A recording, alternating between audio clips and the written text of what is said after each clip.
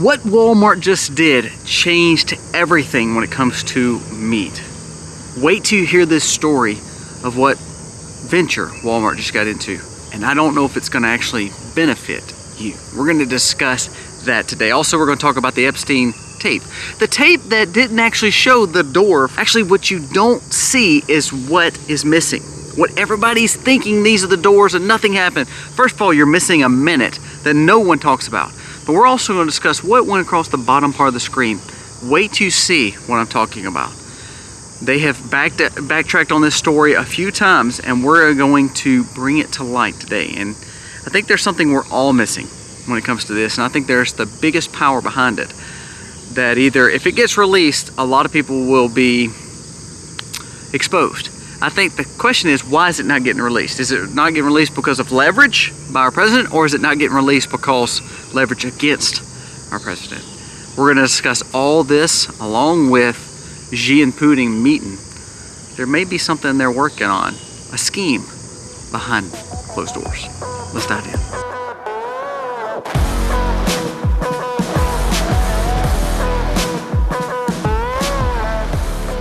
Hey guys, welcome to The Max. Thank you so very much for being here today. If you are new, please go down here, press subscribe, ring the bell, give us a thumbs up or thumbs down. That's okay, but let us know what you think about the content of today's video. Now today we're going to be talking about a lot of things. First, let's jump into the Walmart situation because I think it's the biggest player on you as an individual. And probably majority of people watching this has shopped at Walmart or utilized Walmart in some way. And this is why this is a big deal.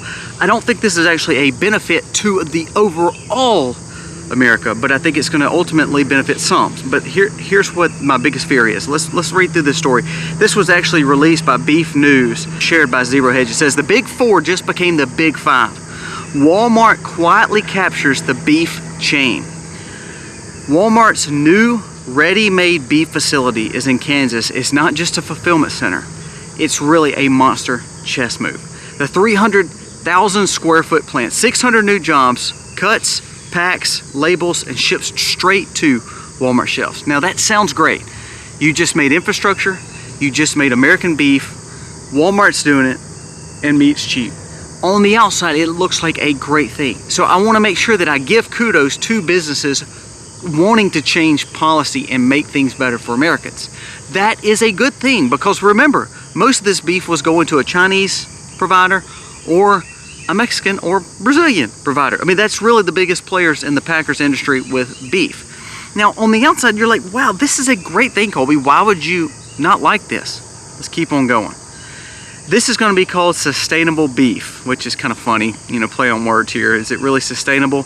It is sustainable for Walmart to fill shelves, but is it really sustainable meat? Let's keep on going. Walmart now owns the biggest piece of one of the processors' sustainable beef. It's owned by Olive, which is the one that actually gives the part of the Walmart stores, the meat to the Walmart stores. That's a vertical integration. Their investment is $700 million. We're delivering more of what our customers want, affordable food and quality they trust. That was from Walmart USA John Laney of EBP Foods. So you're like, oh, that's all great, Colby. This sounds wonderful. This is great for the farmer. They sell directly to Walmart, which is giving to the store.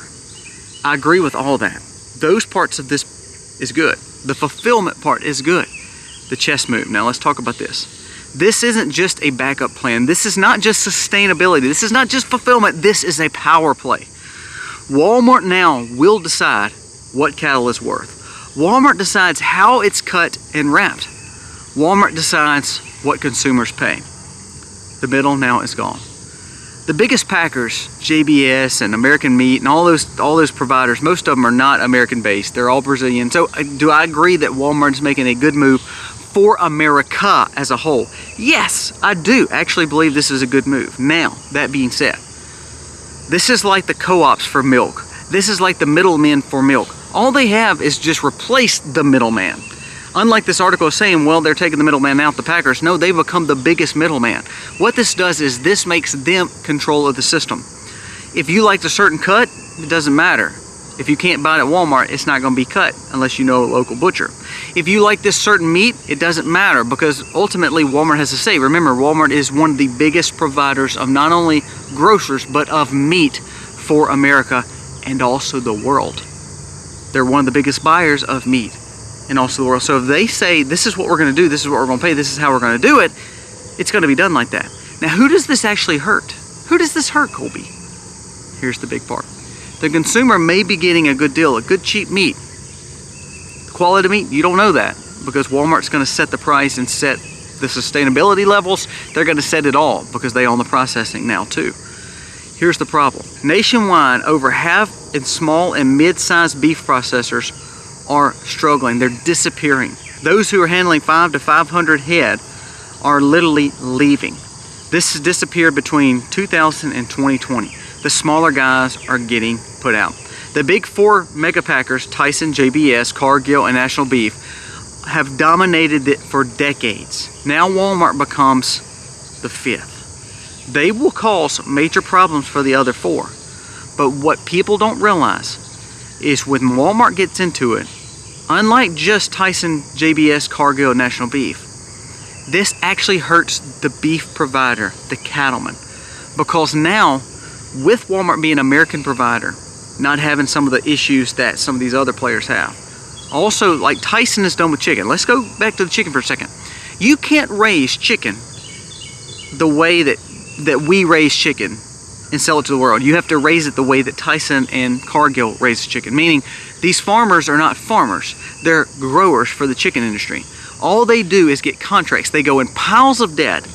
They get paid. Don't get me wrong, they get paid. But ultimately, they're always in debt to the contractor holder, the one who provides the feed, the actual chicken itself, and also buys the chicken after it's grown. All those chicken houses are the growers. They are in complete control by Tyson or Cargill. What's happening with beef with Walmart, I believe, is going to be the same thing. To where the farmer is not just going to be able to go to the sale barn and sell and all these packers buy, these stockyards buy. It's going to be, okay, Walmart is going to be over this market.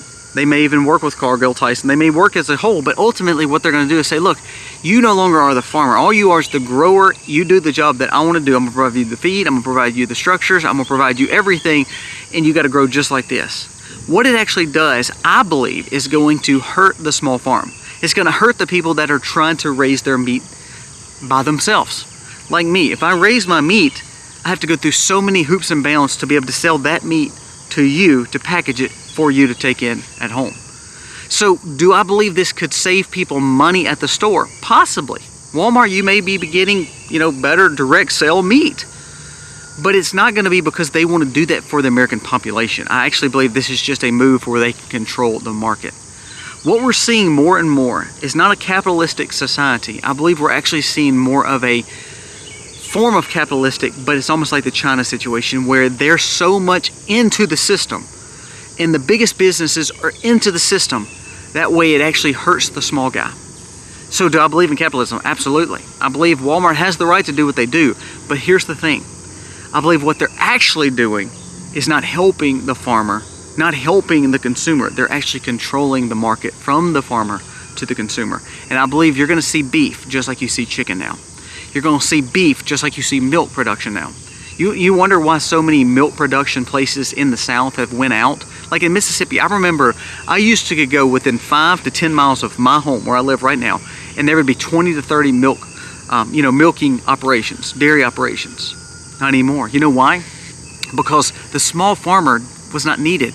Because the co-ops took over, the big businesses took over, and if you were not doing a certain amount of head and you were not doing it the way they wanted it to be done, you're kind of crap out of luck. I'm scared we're seeing the beef industry do the same thing. Walmart's just another chess move in their play where they're controlling the certain market. What we've done in America is we've built great businesses, but I'm scared we're building too big of businesses where it actually puts us in almost a very, very dangerous spot, almost like China, to where if government or big business is not over it, you don't have a shot. You don't have a shot to make it because of the subsidies and benefits they all get, because of the loopholes they all get. The small guy is going to struggle. So if all of a sudden Walmart comes in and says, well, we're going to drop cattle prices drastically because meat needs to be cheaper, that could be good for the consumer in a way. But ultimately what they do is they shut down the farm, they shut down the beef operations, and they basically control every aspect of that. So then they can manipulate the price and no one can say anything about it. Now before we go any further, a word from today's sponsor, Chapter. Now, I've been bringing Chapter up a lot because it's happening to my family right now. We're starting to see these supplemental policies and this Medicare situation cost a lot to my family, and my family don't really understand that. That's my mom and dad. They're to that age.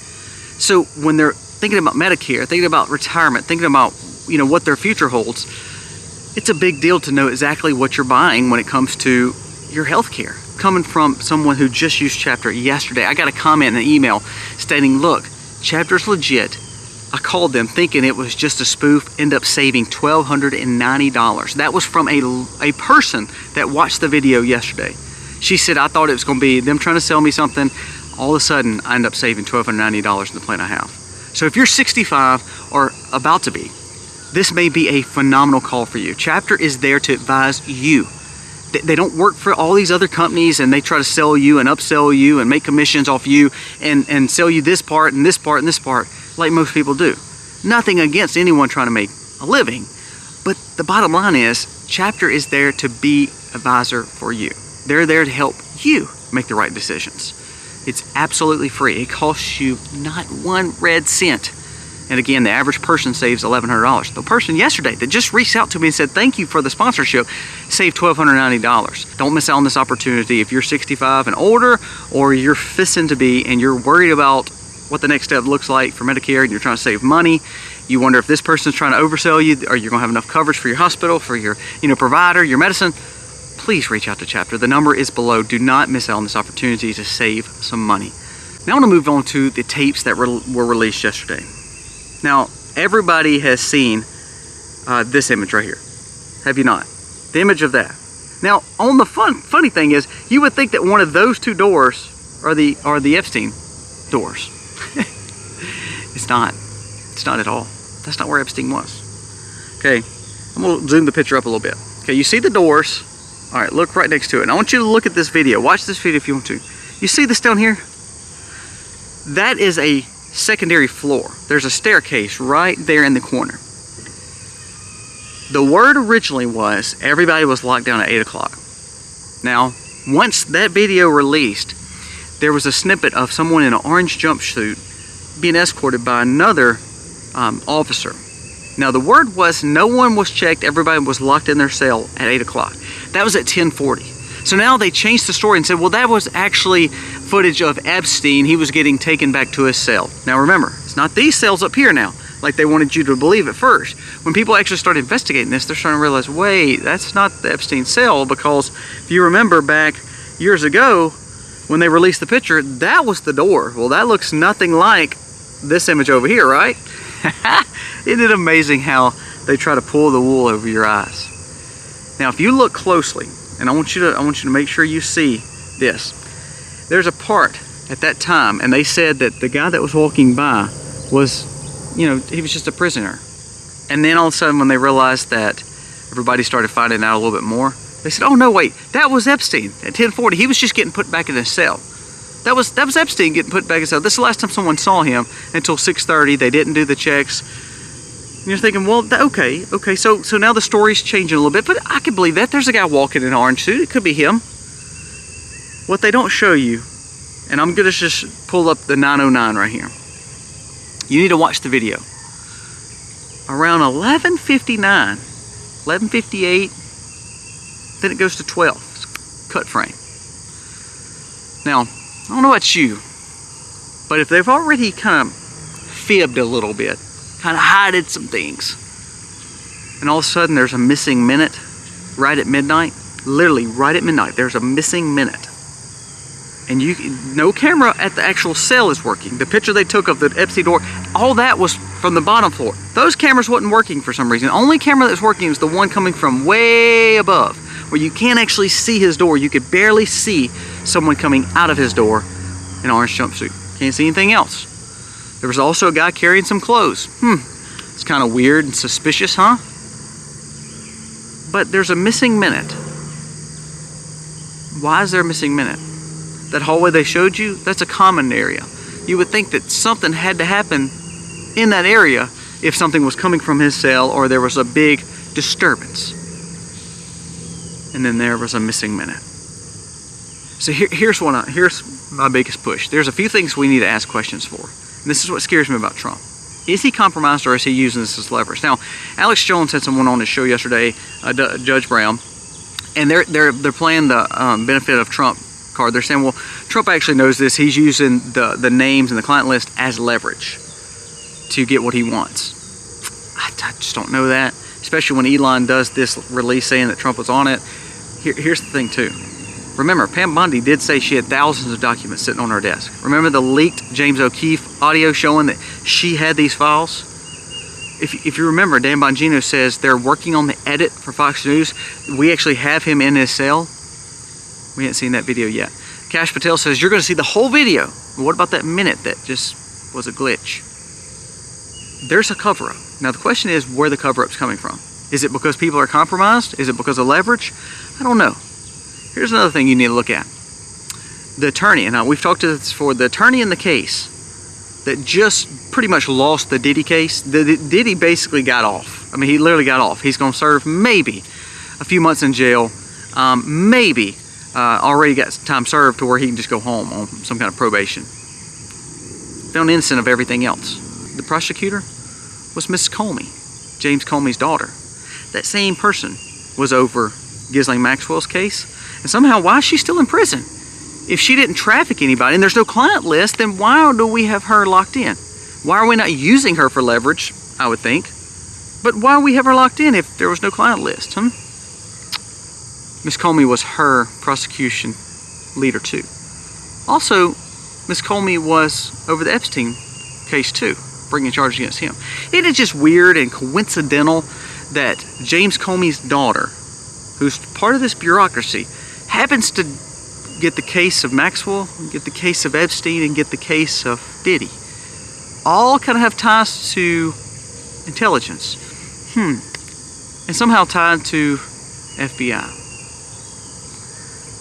Missing minutes. Random people walking through that they're having to now change their story a little bit of this guy walking down the stairs in an orange jumpsuit that they can't tell who it is. People coming in and out. The person that went in a black jumpsuit is not the same person that went out in a black jumpsuit. Just watch the video. There's a lot of inconsistencies. So a few things are taking place. Now Bannon and Kirk came out, Charlie Kirk and Steve Bannon came out and said, this is all used and should have been released a long time ago. You should find truth about it, but the ploy is actually they're using this to distract you while someone, they didn't say who, but they said someone very high up is in Trump's ear trying to grant amnesty and doing basically a bill for the center to attract leftists, rightists, and to build an amnesty bill to grant citizenship. Now, isn't this funny how we look to Reagan as the greatest Republican president before Trump, and he's the same one who actually hurt the beef industry and actually who gave amnesty the first time? I mean, isn't it funny how we're both talking about the beef industry and amnesty again, once again, with cover-ups, even with Trump? Now, I'm a Trump supporter. I think there are good things happening with this administration, but you gotta fire Bondi. Also, Trump needs to come out with complete honesty. I mean, honestly, you gotta drop all this stuff. Where's the minute missing? Who's the guy walking? Don't give me this. I mean, this is what makes me mad. Bongino and Patel both were complete opposite of what they're saying now just a few years ago. Is it because they have more knowledge? Well, if they do, they need to go back and say, everything we said, we were foolish and stupid and we were wrong. They have not done that.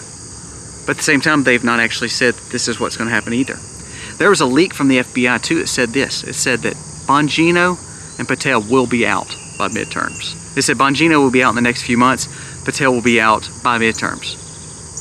Is that true?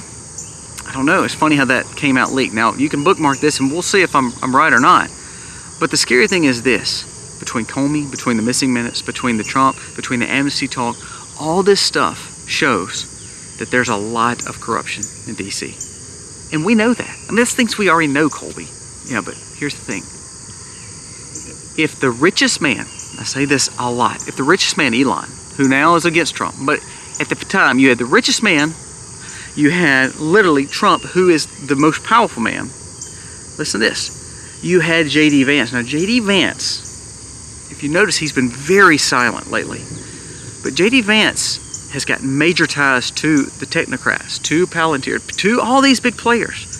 If these three men cannot work together and get things done and change the way America is going, along with RFK with the healthy initiatives, if those 3 or 4 men who are the power players cannot change DC, then no one can. And we see now it's caused problems with Elon and Trump. Now we see that RFK, he's kind of backing down on the pharmaceutical stuff. Now we see that JD Vance is being very quiet. Now we hear Trump's getting people in his ear that actually are telling him things against what we consider MAGA. Now, we wanted to cut spending, we're spending more. We wanted the release and transparency from the government. We're not getting the release and transparency of the government. Now we're hearing that Trump is sending more weaponry to Ukraine. Now we're hearing that there's somebody pushing for amnesty in Trump's ear. This scares me, guys. I'm going to be honest with you. This is setting up for a disaster. Now, one more thing before we end. There's a secret meeting held by China and Russia. This is from an article from Mario in the Fall. It says, NATO chief warns of a Taiwan strike, which ultimately will trigger a Russian strike on Europe. It says sources close to the NATO Secretary General Mark Rutte laid out a very chilling scenario. This was actually released in the New York Times. It says, Xi hits Taiwan, then Putin hits NATO. It says, there was a backdoor meeting with these two gentlemen over the last few days. And the plan was that Russia keeps pushing on Ukraine, but also going towards NATO. Now remember, Trump just said yesterday that he was going to send more weaponry to Ukraine when he said he was going to end all that and we were looking for peace. Now all of a sudden we're sending weapons over there. Listen to this. It says, his call to action was, Xi may use this opportunity to go straight into Taiwan. When everybody's looking at the Epstein stuff, when everybody's looking at the panic, when everybody's looking at the markets, when everybody's looking at all this, Xi may use this opportunity to go straight into Taiwan. Remember, they built those bridges. Remember, they built those amphibious style military weaponries. We've been talking about that. Now, all of a sudden, what if they go into them and then NATO gets smashed by Putin? Now, hear me out. What are you going to do? Are you going to defend Taiwan, or are you going to go back and keep on putting stuff in Ukraine when we're already down on our arsenal? And it's already been told, literally, that we're down on our artillery, that we could not handle a hot war for over about 60 days because of our stuff is down. Now, yesterday we talked about a financial collapse and problems with the dollar. You don't believe all this is working hand in hand? So between the last 3 days, we've talked about places like BlackRock that is buying up different parts of our America and infrastructure, land, and they're over our monies. How they're trying to change the dollar to now digital currency. Now we've talked about Trump and kind of doing some sleight of hand stuff. Then is it used for leverage, or is it used to lever him with amnesty? Now we hear that there's some outs with people like Elon, of course. Now we're hearing of we're sending more military aid to Ukraine when we said we were not going to do that. When Trump said he was not going to do that, he was going to have peace. Now we're actually seeing him send military aid. And the thing is, when he started saying it, Pete Hegseth is in the background going, like in association and approval. CIA director right behind him, in the same face. What are we doing? If we do not correct it, and then the American Party that Elon is making pulls and strides away from the Republican Party, guess what happens? Socialists will become over America. Now here's the biggest thing I want you to pay attention to. You know how BlackRock and Walmart and some of these big players are kind of coalescing around Trump? You hear all the, the Amazons, all these people are really coming around and supporting Trump. Why do they do that? It's not because they probably like him. I think it's because they know this is a good business move for them. What were they doing when Joe Biden was president? They were all for ESG, all for all this, the DEI hires, they were all for all this woke agenda stuff, huh? It's amazing how Target and Walmart and all these places used to carry a lot of stuff for June with rainbows on it, but now they carry stuff with American pride on it because of the president change. So they're good marketing. So hear me out. BlackRock's been buying more and more, getting into crypto, getting into land, getting into the Panama Canal, which is overtrade. Walmart's now getting into the beef industry. We may be granting some kind of amnesty because all of a sudden the word is that that's what's going to take place. We're now sending more military aid over to Ukraine. America Party starts. Elon pulls some of those votes away. Midterms are lost. All of a sudden you realize this administration did absolutely nothing. Now, I'm trying to give Trump the benefit of the doubt, but Johnson, Thune, Trump, the Supreme Court, everybody's considered quote-unquote a conservative, Republicans, and not one absolute one bill of cutting deficits, helping Americans give freedom is actually working. Please be wary of these things. Epstein's a big deal. I'll be honest with you, I think it's a big deal. I think it's a lot of corruption around it. I believe that if they truly released a lot of the stuff that they know, I believe a lot of big players, including some very high-ranking officials, would be gone. It would be a big, big deal. So either they're going to be levered against or use that as leverage, or it pretty much was all destroyed. Bottom line is there should be better transparency. But guess what? While our focus is on that, what did I tell you?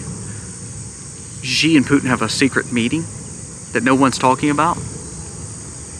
There's someone in the ear of Trump saying that, hey, we need to grant amnesty. If you really want a centrist approach and you want to bring everybody together, Democrats and Republicans, and hurt the American party, you better grant amnesty. Pay attention, because all this affects you. And we just think everything's getting better, and the whole time, I don't really know if it is.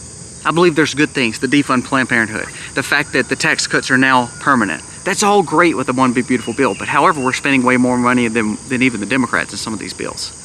However, we're covering up on some of the situations that we said we wouldn't.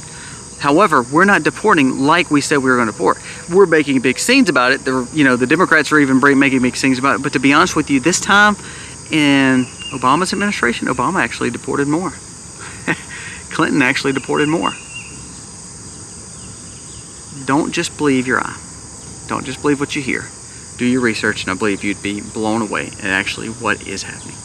That's why we tell you to prepare and focus on Christ, because if you're not spiritually prepared and you're not ready for all this, if all of a sudden a Democrat gets back in charge, a more socialistic Democrat, and beats out the American Party and Republican Party, you think Mamdani is bad for New York City, you're going to have that times 10 all over America. And these big billionaires who you think are for you now, these big companies like Walmart and Target and BlackRock are helping you now, they're going to end up being your enemy once again. Pay attention. Guys, thank you for watching. God bless.